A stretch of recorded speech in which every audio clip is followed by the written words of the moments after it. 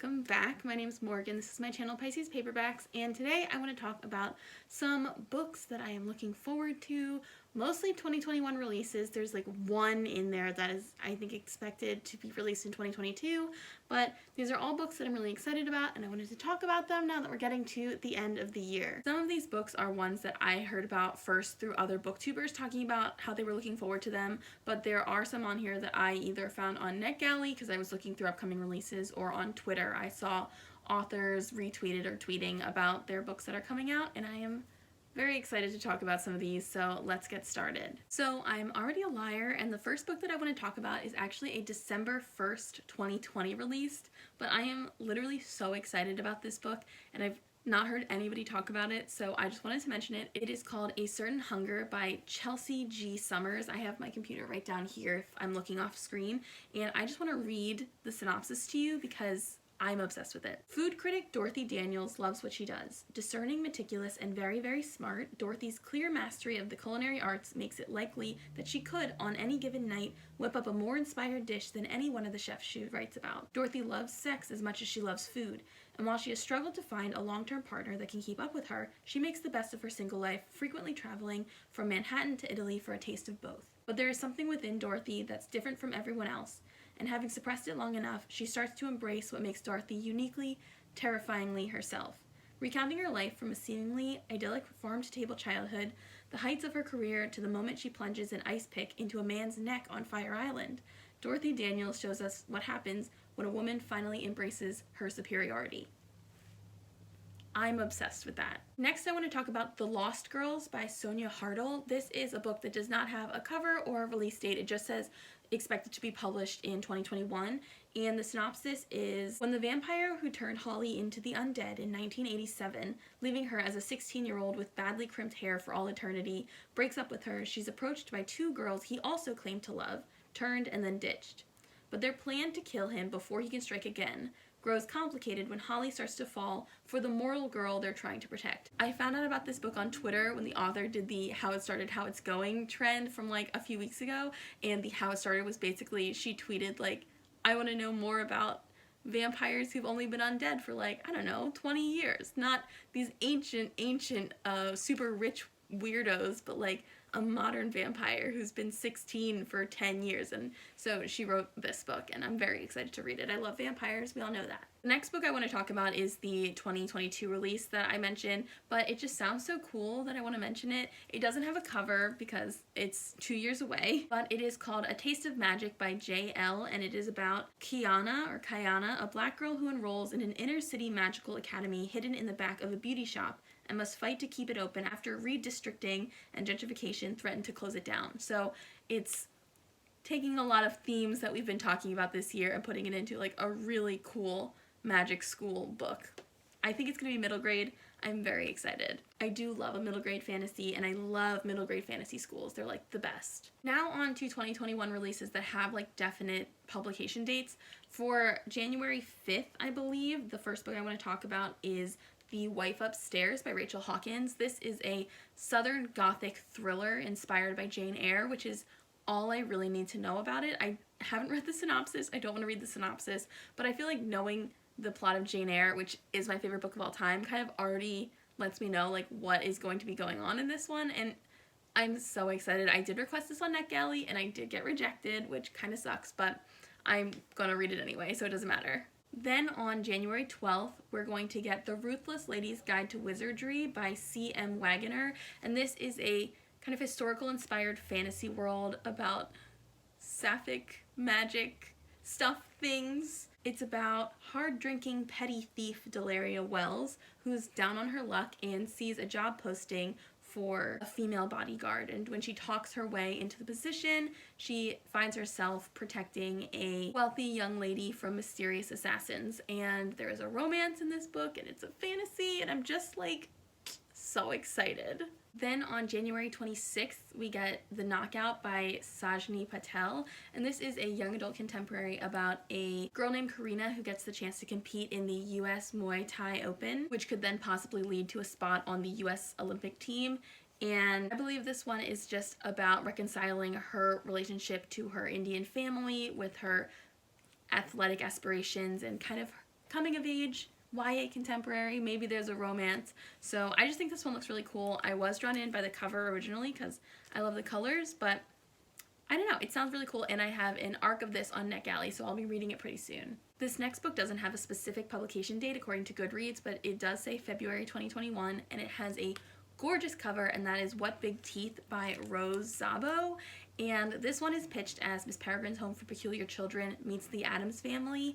And while I did not enjoy Miss Peregrine's Home for Peculiar Children, I appreciate the aesthetic and the vibe, and I love the Addams Family. So like, I'm very excited to see what this is going to be. It's about a girl named Eleanor who hasn't seen her family since they sent her away to boarding school, and her only memories of them are these weird, like, she remembers her grandfather has a snout, or her mom always soaked in a tub of water. Just very strange. And when she finally gets the courage to go back and confront them about the way that they treated her, she's first met with open arms, and then there is like a sudden death in the family that she has to deal with, and it just seems very spooky and exciting, and it sounds fun. And it also has like the most beautiful cover like ever, so I'm obsessed with it. The Gilded Ones by Namina Forna comes out on February 9th, and this is a YA fantasy about a society where those who have gold blood, I believe, have magic powers. She makes the decision to leave her village and join an army of similar girls to stop the Empire's greatest threat, so that sounds very interesting. I haven't really been reading that much YA high fantasy. In fact, I really don't read any YA high fantasies anymore. This one does sound really interesting, and I do want to check it out next year. On March 2nd, we get The Lost Apothecary by Sarah Penner, and this is a dual timeline historical fiction. In the 1790s, it follows a woman named Nella who used to be a healer but now runs like a secret business where she sells potions and poisons to women who are looking to free themselves of the men who run their lives. And then in present-day London, a woman named Caroline discovers that her husband has been cheating on her, and then discovers a vial with the label of Nella's Apothecary on it, and kind of the mystery of both times starts to weave together. And this sounds like my perfect historical fiction. I like historical fiction, I always have, but I find it so difficult to find ones that like actually interest me. They kind of all feel so boring and the same, which is so weird because there's so much history. And like, I say that they feel all boring and the same as this is literally like historical fiction about London in the 1790s, as if that's like unique. But something about it, I'm just like, yes, I'm ready and I want to read it so bad. Also on March 2nd, we get The Conductors by Nicole Glover, and this is a historical fantasy set directly after the Civil War. The main character's name is Hetty, and during the Civil War, she ushered people north on the Underground Railroad using her wits and her magic, and now that the war is over, she and her husband have settled in Philadelphia and investigate crimes that the white authorities won't investigate. So, many reasons that I'm interested in this. One, historical fantasies, so into it. Secondly, it's set in Philadelphia, which I love, and I love Philadelphia, and I love reading things about Philadelphia, so that's one that I'm really looking forward to as well. I should stop saying that. This entire video is just books that I'm looking forward to, so I'm getting repetitive, but that one sounds cool. The Prison Healer by Lynette Noni comes out on April 13th, and this is a fantasy about a girl who's worked as a prison healer for like the past 10 years, even though she's 17, so they let her start working when she was 7, which seems a bit odd to me. Anyway, when the rebel queen is captured, she is charged with keeping this woman who is very seriously ill alive so that she can stand trial, and this trial is like a trial of ordeals, just like battle it out. I guess Kiva's going to get involved in some sort of revolution. Sounds very cool. I really like the cover. It has like a good vibe to it. I think maybe it's just like that's like the color palette I'm really into right now, but I do have an arc of this one on NetGalley as well, which I'm looking forward to. The Lights of Prague by Nicole Jarvis comes out on May 18th, and honestly, I have read the synopsis of this book a few times, and I still can't quite figure out what the fuck it's about, except I know it's vampires, I know it's gay, I know it's set in Prague, and that's really all I need to know. I'm into the cover. I think it looks like it's gonna have a hell of a vibe, so let's do it. Hello, editing me from a couple hours later. I feel a little bad for giving like no information about the synopsis of this book, so I reread it, and I think I can tell you that it is about one of the monster hunters who, like, is one of the people keeping the underground populations of supernatural creatures in Prague at bay, and he finds himself being stalked by a ghost. There's some sort of conspiracy. It's vampire-y. It seems like gothic, sexy vibes, so yes, that's a little bit more information. Then on June 1st, we get One Last Stop by Casey McQuiston, who is, as we all know, the author of Red, White, and Royal Blue, one of my favorite books that I've read so far this year. And when I got rejected from the ARC on NetGalley, it hurt, I'll admit, but it also means that I get to experience it as it enters the world, and I don't have to wait like 6 months to talk about it to people. So this one is about lesbians in New York City. One of them has a like subway crush on the other, but then she figures out that the other one is a woman who's stuck out of time. She's actually supposed to be from like the 70s, but she's like somehow in modern like New York City, and it just sounds so fucking cute, and I am so excited. I love New York. I love lesbians. I love romance. I love romance.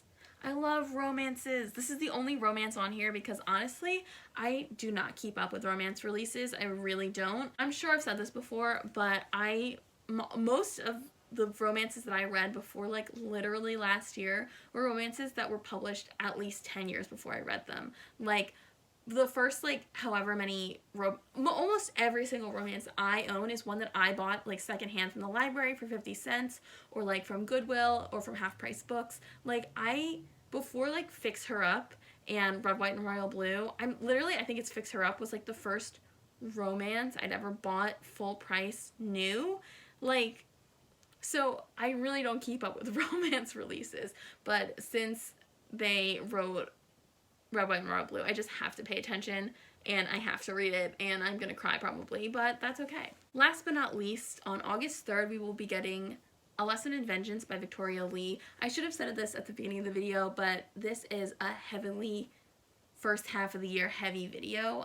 A lot of the books for the second half of the year haven't like had dates announced yet, or I like just haven't heard about them and I haven't been paying attention. So the last book that I'm talking about is from August, so obviously there's going to be more in like the last however many months of the year, but for now, the last book I'm going to talk about is A Lesson in Vengeance, which is a queer YA mystery thriller dark academia about an all-girls boarding school. Okay, so I don't know if it's an all-girls boarding school, but it's definitely a boarding school, and the main character, Felicity, has returned a year after her girlfriend tragically passed away. When another student named Elle asks Felicity to help her investigate the Dalloway Five, or the rumored ghosts of 5 girls who might have been witches, might have died at the school, she can't say no, and they kind of inch closer to the truth of the mystery of the Dalloway Five. And this book just sounds so good, so atmospheric. I feel like this is kind of going to be what I wanted Catherine House to be, but I can't really tell. I don't know. So we'll see. And there you go, 15, or was it 14? 14. I miscounted the first time, even though I was trying to do 15 books. Anyway, 14 books that I'm really excited about that are going to be coming out in the next year, even though one of them is actually coming out this year, and one of them is actually coming out in 2022. So I failed the premise of my own video. Let me know if any of these books sounded cool to you as well. If you maybe want to buddy read one of them when they come out, I'm always down for that. And I hope you enjoy this video. I'll see you guys next time. Bye!